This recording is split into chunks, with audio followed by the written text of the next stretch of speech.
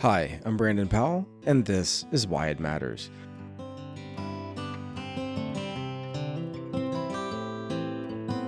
Today we're going to be discussing Book 1, Chapter 1, Paragraph 4 of The Imitation of Christ, using the Knox translation, which reads, "What folly to hunt for riches that will not last, and to put your trust in them. What folly to set your heart on worldly honors and scheme for your own advancement. What folly to obey the promptings of sense and covet the prizes that will soon cost you dear.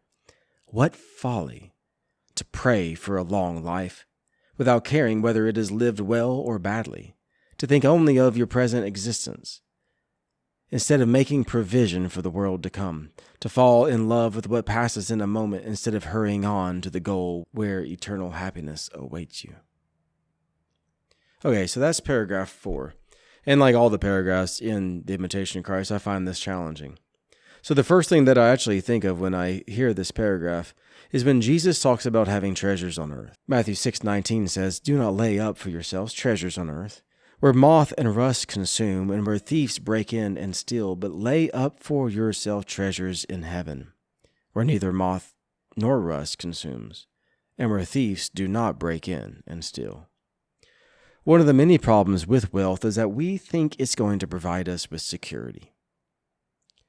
Obviously, security, and we're talking about earthly wealth here and earthly security, this security is only going to be temporary because it is not eternal security. Yet for most of us, that temporary earthly security is what is most important. It's what we think about mostly. It's what we work for or strive for mostly. And it's even what we pray for mostly. How often have we prayed that we can have a life that is pleasing to the Lord and that we can die in the good graces of God and we can go to heaven? How many times do we pray for that as opposed to how many times do we pray for help with our financial stuff, help with our emotional stuff, help with our family issues, help with earthly security? If you're wealthy, that temporary wealth does not feel temporary. It feels like it's going to last forever. It feels permanent. It feels solid and secure. And most importantly, it feels like it provides comfort. As St. Jean Marie Vianney said, "Our greatest fear is the fear of crosses." Not only does wealth convince us that we are secure, but we end up desperately afraid of losing the comfort that goes along with that wealth. So the wealth has given us a sense of security, and we are terrified that we're going to lose that one day. We're terrified of the next big bill. We're terrified of having a medical emergency because we don't want to take that hit in our finances, or our car is going to break down. There's people that live every day in anxiety because of all the potential things that can go wrong. And if they go wrong at the same time, it can break them financially. Comfort has a weird power in our lives. Comfort makes us feel that we are secure, but in fact, comfort is actually taking possession over us. We're supposed to, I guess in some way, we should be having comfort in our possessions, but we should never let our possessions have power over us. Think of the rich young ruler who wouldn't sell everything that he had to follow Jesus because the power of those possessions was too much for him. The possessions owned him instead of him owning his possessions. And so instead of following Christ, he goes away sad. He goes away struggling. He goes away lost. Instead of having power over his wealth, the wealth had power over him, and the consequences were eternal. So comfort has a weird power in our lives of taking possession over us. But comfort also blinds us to the sufferings of others. Think about the people who go through a recession and are able to make great fun purchases, never thinking twice about the people who have lost their jobs, never thinking twice about those who are struggling during economic time. Think about the inflation we've had over the last several years and those who have had no compassion on people who are struggling to pay the bills because they didn't get a raise and grocery prices tripled. It can blind us when we're comfortable. It can blind us to the suffering of the people that are around us. But ultimately, one of the worst things that comfort can do is it can convince us that we don't need others and we don't need God. That we have it all under control somehow. It's this false sense of comfort that destroys our reliance on God and our desperate need to trust Him.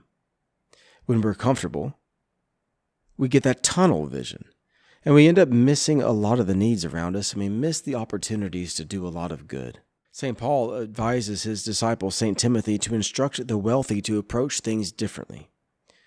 1 Timothy 6:17 says, "As for the rich in the world, charge them not to be haughty, nor to set their hopes on uncertain riches, but on God who richly furnishes us with everything to enjoy.